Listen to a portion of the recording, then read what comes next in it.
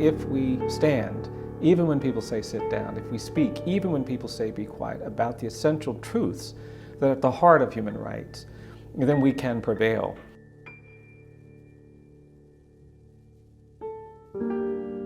The day that I shook Bryan Stevenson's hand, I knew that God had sent me his best lawyer.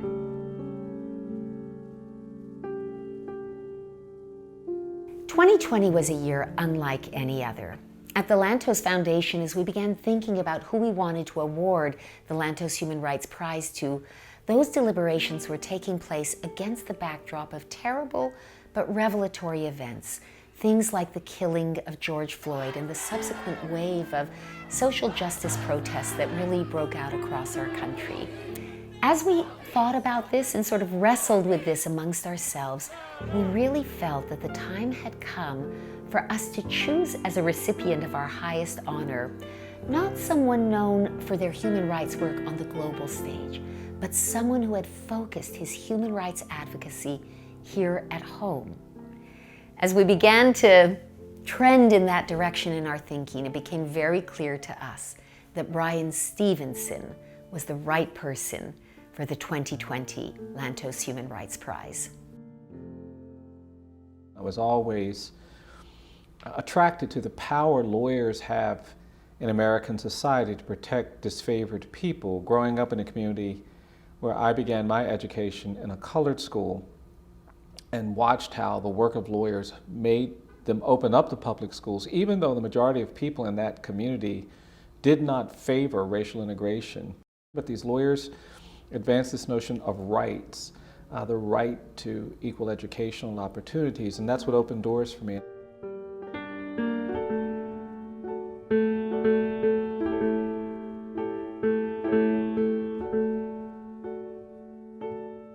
In a legal system with lofty intentions, but often real-life injustices, Bryan has pursued true justice with unparalleled courage and integrity. This work has made Bryan Stevenson a civil rights hero to many, and of course he is. But with this award, we want to recognize that the work he has dedicated his life to is also a defining work of human rights.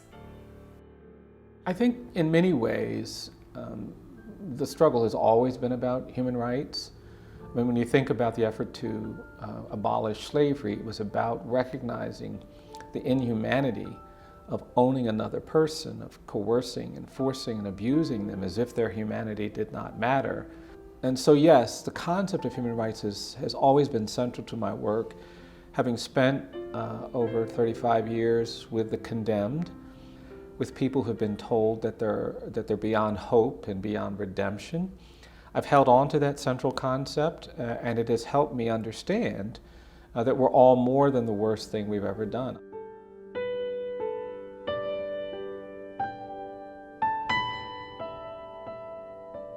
I walked out the Jefferson County Jail for the first time to freedom in 30 years.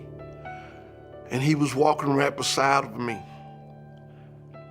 And the sun seemed to be shining brighter than it had ever shined in my life. There's an Elie Stevenson quote that I love. He said, "Solutions begin by telling the truth." Bryan Stevenson is one of the most compelling, eloquent, and significant truth tellers in our country, helping us to look in a clear-eyed way at the ways in which we can and must do better. I don't think we'll ever achieve the greatness that many of us want to see for this nation until we deal with this long history of racial injustice. And I don't think we've addressed the legacy of slavery honestly, the way in which we created this false myth that black people aren't as good as white people, aren't the same as white people, are less capable, less worthy, less deserving. And that myth persisted even after the Civil War. To be great, to be the kind of nation that can inspire the world, we're going to have to acknowledge this history, address it, and commit to an era of truth and justice.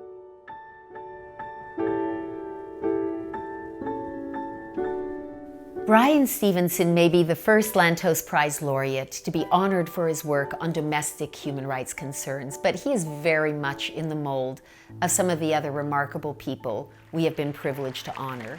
People like His Holiness, the Dalai Lama, Professor Elie Wiesel, the hero of Hotel Rwanda, Paul Rusesabagina, who even now sits unjustly accused in a Kigali prison, and Rebiya Kadeer, the mother of the Uyghur people.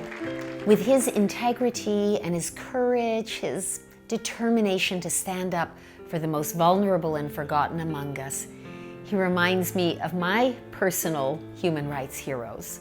Raoul Wallenberg, the great Swedish humanitarian who saved 100,000 innocent Jewish lives during the Second World War.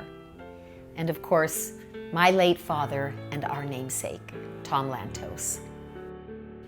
Well, I'm incredibly inspired by the work Raoul Wallenberg and Tom Lantos. They represent the kind of commitment to basic human rights that I think we should all embrace. I stand on the shoulders of people who did so much more with so much less. I am the heir of a generation of people who would put on their Sunday best and go places to advocate for basic human dignity, and for their advocacy they would often get beaten and battered and bloodied, and yet they would go again and again. That struggle, that courage, that inheritance makes me hopeful that if we stand, even when people say sit down, if we speak, even when people say be quiet, about the essential truths that are at the heart of human rights, then we can prevail. In my community, the civil rights community, they would sing this anthem, "We shall overcome." I've never doubted that, and I believe it more today than I've ever believed it, that where there is struggle, there will be movement toward justice, and that gives me enormous hope.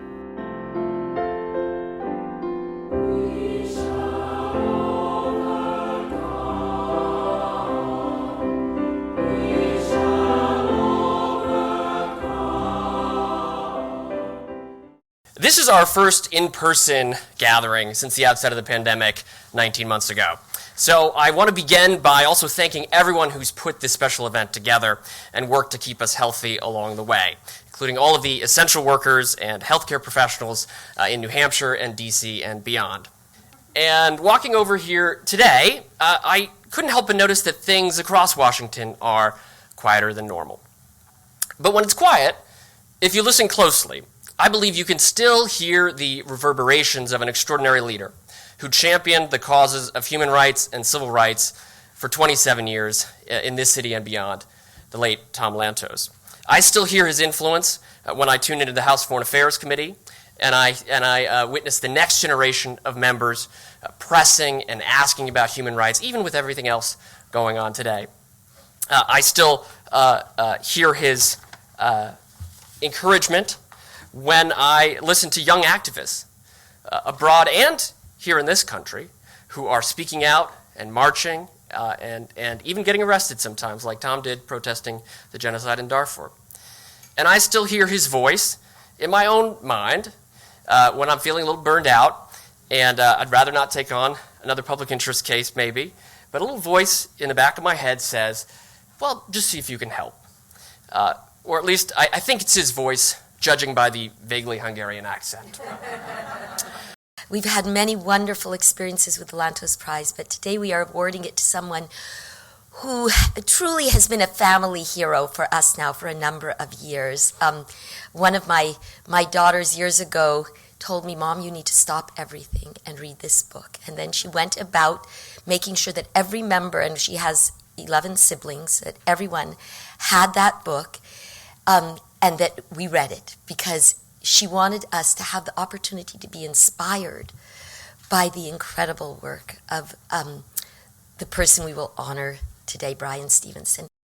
When I think about Alabama's 7th Congressional District, I know that Bryan is walking in the footsteps of amazing, ordinary Americans that did extraordinary things.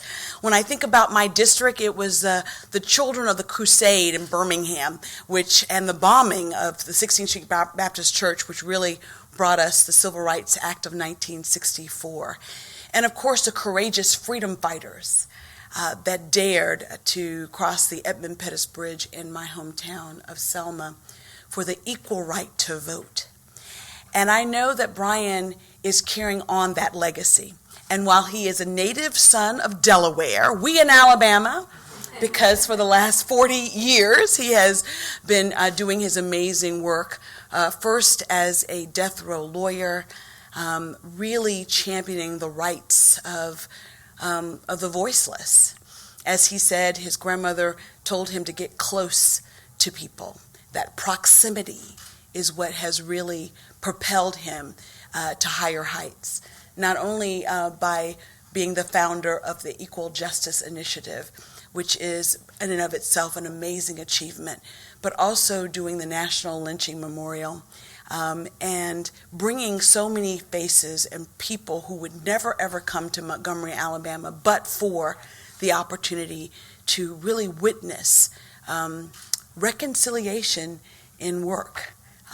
And Bryan always speaks truth to power, and so it is my honor to be here today because not only is he my constituent, he's a dear friend, and I just wanted to say that we are honored and blessed that you have chosen Alabama and Montgomery in particular to do your work.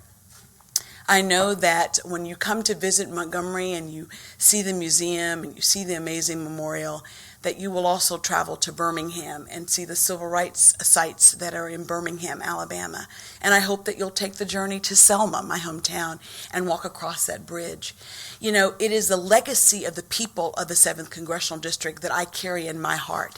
And while my job each and every day is to make sure that I'm uplifting and providing resources and opportunities for the amazing people that I represent today, it is never lost on me that I also have to carry that legacy and advance that legacy. I would have never thought that I would, as the member of, first of all, I never thought growing up in Selma, Alabama, that I would ever be a member of Congress and get to call Tom Lantos a colleague, let alone John Lewis a colleague.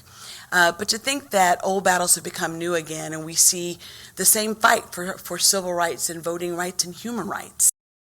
And I believe strongly that the United States needs to reclaim its historic leadership role on international human rights.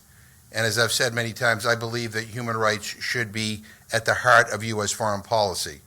I also believe that the best way to achieve that is for the U.S. to set an example for the world by practicing what it preaches. In other words, if we want to lead on human rights abroad, we need to lead on human rights at home as well. And that is why I'm so glad that the Lantos Foundation has chosen to honor Bryan Stevenson with the 2020 Lantos Human Rights Prize. I had a brief opportunity to shake your hand at an event in Alabama with Congressman John Lewis shortly before he died, and we are in awe of your example.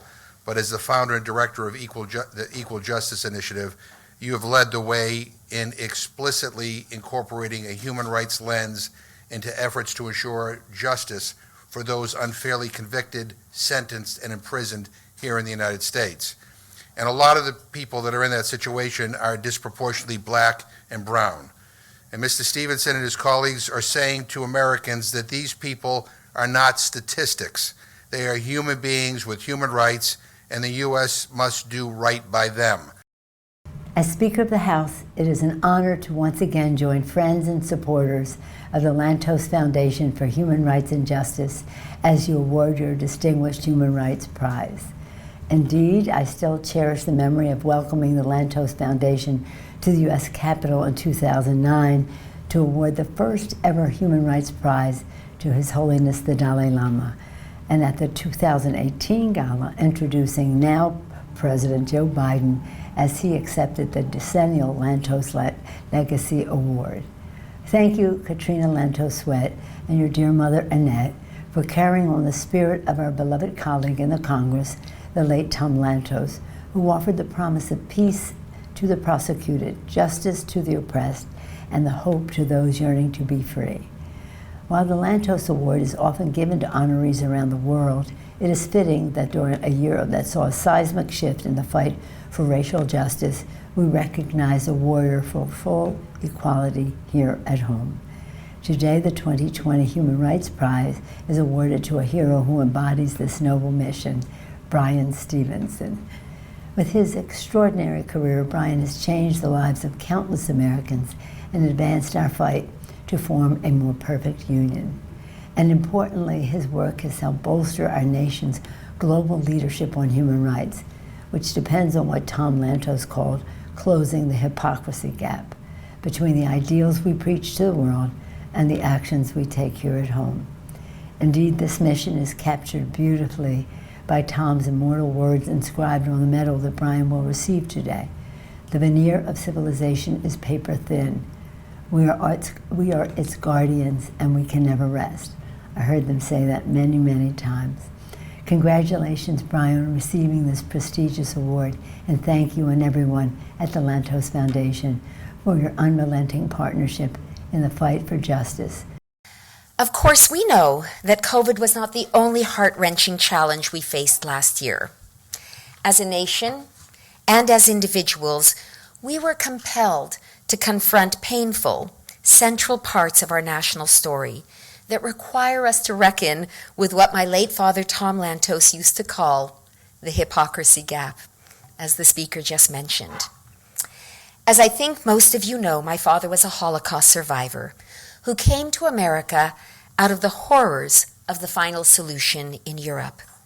He loved his adopted country and frequently and proudly referred to himself as an American by choice. But despite his pride in America, he was neither blind nor indifferent to its flaws and its failures. Above all, its original sin of slavery and the persistent, institutionalized persecution, discrimination, and racism that continued long, long after the Civil War. He, in fact, did consider the arc of American history to be a painful but ultimately hopeful journey to close this hypocrisy gap, by which he meant the enormous chasm between the ennobling principles of equality and dignity in our founding documents and the bitter reality that so often fell short of those ideals. The events of 2020 reminded us at the Lantos Foundation that if America hopes to retain our moral leadership in the fight for human rights globally, we must be willing to do the hard work of moral redemption here at home. And when it comes to moral redemption, Bryan Stevenson is the person for the job. With his rare combination of humility, strength, wisdom, forgiveness, and love, Bryan speaks essential truths about our country and our character that can penetrate to the very depths of our souls. My father used to love to quote the phrase, "I can't hear what you're saying because what you are is thundering in my ears." This quote speaks to the truth that our character and our actions, for good or for ill, are what people will truly hear when they see us in action. And yet, in our day, it seems that many believe that if they thunder loud enough, it will be sufficient to carry the day or carry along the crowd. And it can sometimes feel that the only possible way to really be heard is to outbellow the other fellow. Bryan speaks to our justice system, to our history, and to our moral conscience in a very different way. I am reminded of the experience of the prophet Elijah, who was told to stand on the mountain before the Lord. And the scripture tells us that the Lord passed by, and a strong wind tore the mountain and broke the rocks. But the Lord was not in the wind. And after the wind came an earthquake. But the Lord was not in the earthquake. And after the earthquake, a fire. But the Lord was not in the fire. And after the fire came a still small voice. And the Lord was in the voice. Bryan, not to put too much pressure on you by likening you to that sacred, still small voice, but as one of your grateful clients has said, you are God's best lawyer. In your quiet, forceful, faithful, and brilliant way, you call to each of us individually and to all of us collectively to be better and to do better. You make us mindful of needed sorrow for the past, but also full of hope and determination for the future. And it is with immense pride that the Lantos Foundation honors you as the 2020 winner of the Lantos Human Rights Prize. But indeed, it is you who honor us by accepting this award. Touch the world. So,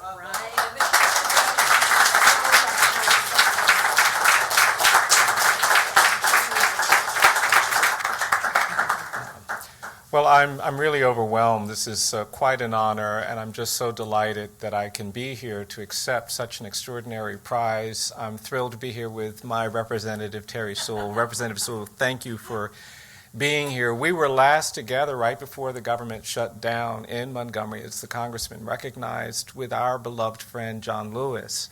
And Terri was an amazing caregiver to Representative Lewis whenever I was with him.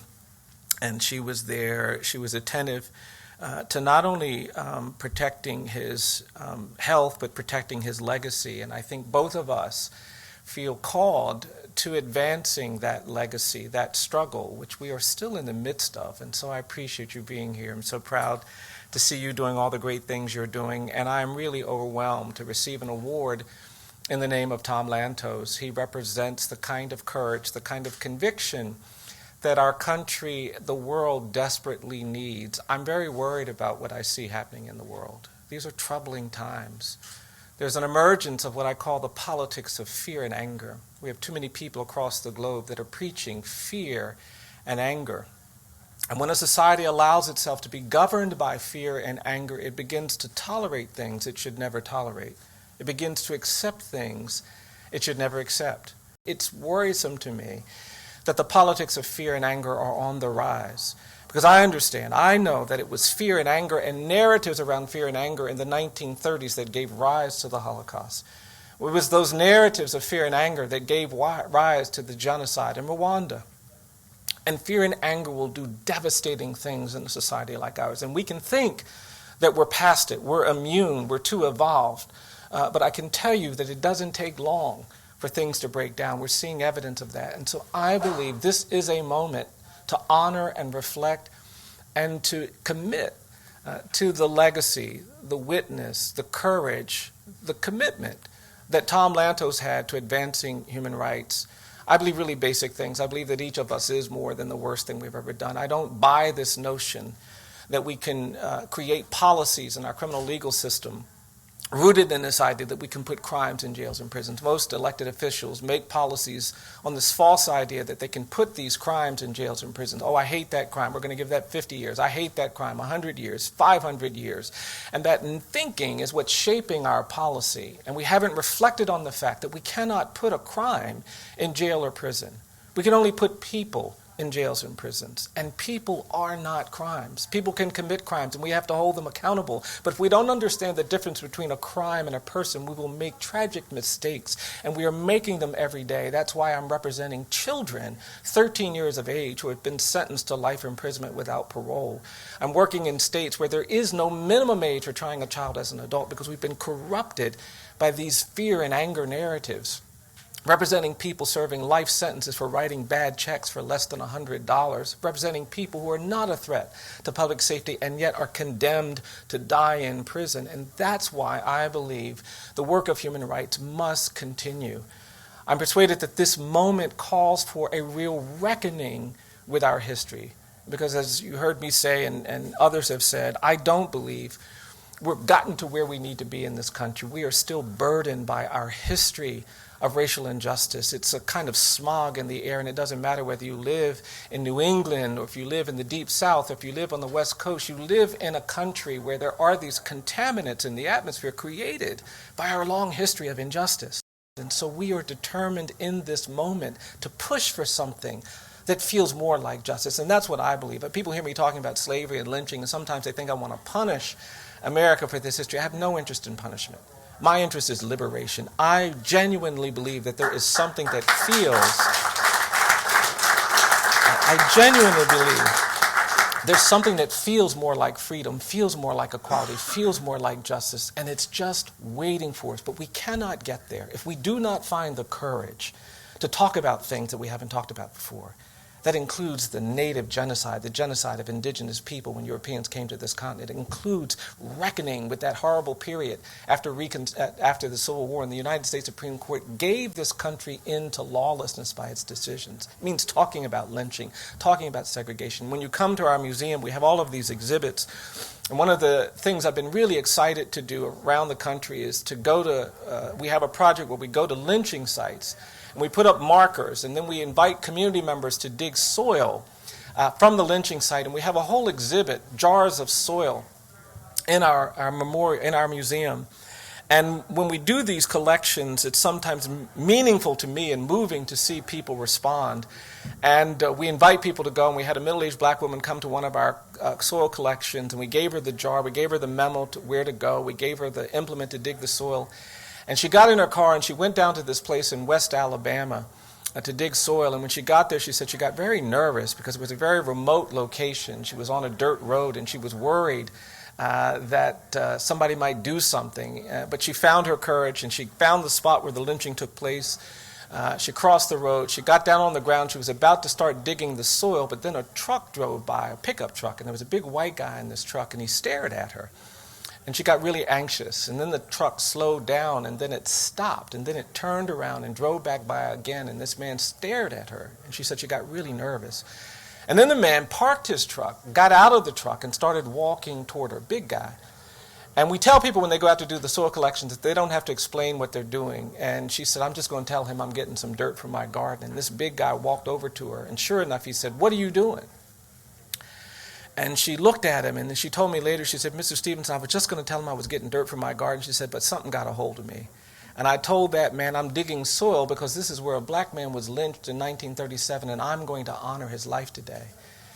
She said the man just stood there, and she started digging. And then the man surprised her and said, does that memo, that paper, talk about the lynching? She said, it does. And then he said, can I read it? And she said, yes. And she gave the man the paper. And he started reading while she started digging. And after a couple of minutes, the man shocked her. He put the paper down and he said, excuse me, ma'am, but would it be all right if I helped you? She said, yes. And the man got down on his knees and she offered him the implement to dig the soil. And the man said, no, no, no, no. I'll just use my hands. And then she said he started throwing his hands into the soil and picking up the soil and putting it in the jar. And he kept throwing his hands with such conviction that it moved her because he was so committed to this process. And before she realized it, a tear was running down her face. And the man stopped. He said, oh, I'm so sorry. I'm upsetting you. And she said, no, no, no, you're blessing me. And he kept digging with his hands, and she kept digging with the implement, and they were getting close to the top of the jar. And then she looked over at the man, and she could see that his shoulders were shaking, and his face had turned red, and she saw a tear running down his face. And she stopped, and she put her hand on his shoulder. She said, are you all right? And the man said, no, ma'am, I'm not all right. And he looked at her, and he said, I'm just so worried that it might have been my grandfather that participated in lynching this man. And she said they both sat there on the roadside weeping. But they finished putting the jar together, and he said, I want to take a picture of you holding the jar. And she said, well, I want to take a picture of you holding the jar. And they took pictures of one another holding this jar on the roadside in West Alabama. And she said, I'm going back to Montgomery to put this in the museum. He said, would it be all right if I followed you? And I was in Montgomery when both of these people came into our site, and I watched them together put this jar in this exhibit. And it was unbelievably beautiful and unbelievably powerful. Now, I won't lie to you. Beautiful things like that don't always happen when we tell the truth. But until we tell the truth, we deny ourselves the beauty that is justice, the beauty that is reconciliation, the beauty that is restoration and redemption for all. That's why I fight for my clients on death row and in jails and prisons, because I want them to have their humanity respected and restored. I fight the same fight in this country because I want this country to own up to its values. I want it to commit in a meaningful way to equal justice under law. I feel like I can accept this award and I can accept this recognition because I'm standing here representing so many of the enslaved, so many of the lynched, so many of the marginalized and excluded, so many who've been put on death row and condemned and told their lives are without meaning. And because I can hear them crying tears of joy, I can celebrate this with pride and can express my gratitude to each and every one of you for recognizing me with such an extraordinary honor. So thank you all. Thank you.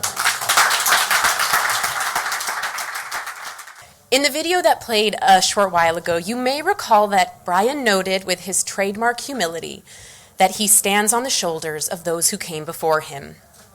Today, I find my thoughts turning to the rising generation. Courageous, caring young people who will undoubtedly carry forward the struggle for human rights in ways that we can't even yet envision, and who I have no doubt will one day say that they stand on the shoulders of giants like Bryan Stevenson. My children and today's youth do become champions for truth, justice, and human rights. It will be because heroes like Bryan Stevenson led the way for them. And so I think it is very fitting that we should end this beautiful event with a youthful voice. I am honored and delighted to introduce our final speaker, Michelle Awaka. Michelle is a freshman at the University of Connecticut. Her family is originally from Nigeria, but they moved to the United States in 2014, and they eventually settled in New Hampshire, where the Lantos Foundation is based. Earlier this year, Michelle became one of 3 winners of our inaugural Activist Artist Scholarship Competition. Her submission was an original piece of activist art, meant to inspire and to motivate action and change. Thank you so much to the Lantos Foundation for giving me the privilege to share with you all my poem, The Ceiling. Broad, wide, firm, and white, peppered with lights, too bright. The ceiling stares down, scrutinizing eyes, eyes that roll at a black woman's bruises, eyes that blink at the crack of a whip drawing blood. So evil they appear, accusing and condemning, raining down the fire of fear upon her captives. Her nose, wrinkled like an old shirt, disgusted at the dirt below, the mass of colored faces, a dark sea of races.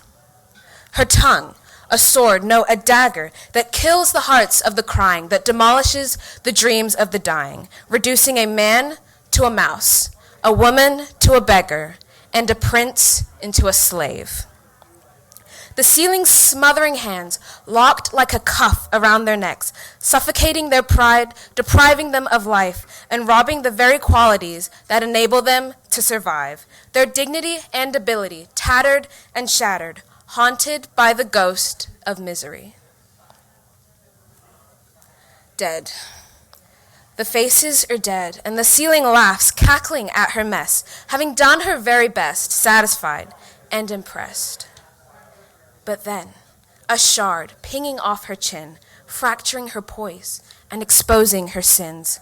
The sun peeking through, shining aglow, a wave of hope welling up below, and without a doubt, the people know. They are capable, indestructible, powerful, therefore they're unstoppable. Fueled by newfound strength and hurling the shards of their broken dignity, the pain, the shame, and the guilt once retained, all strike at the ceiling with the force of a chain. They lift up one voice, robust and strong, singing the tune of a different song. Victory reverberates. The ceiling shakes. The people battle, leaving their struggles in their wake. Triumph poisons the ceiling like a snake, and so she retaliates, although she nears her fate. And just when the weight is too much to take, the ceiling breaks. And the fresh waves of justice cascade upon them like spring rain. The sweet breeze of equality caresses their bruises, and the aroma of liberty refreshes their souls. And when they look up, they see not the ceiling, but the sky, vast and blue like the shimmering seas. They see the sun endlessly radiating opportunities. They see a myriad of colors and taste the flavors of freedom. And so they rise, euphoric and stronger, to make a better world for their sons and their daughters. A world with no ceiling, no bruises or tears, remaining unplagued by devastation and fear. And so they rise, having gone through the fire, they are pure gold, rising ever higher. Thank you. What an inspiring morning. Thank you all for attending, and please join us again next year.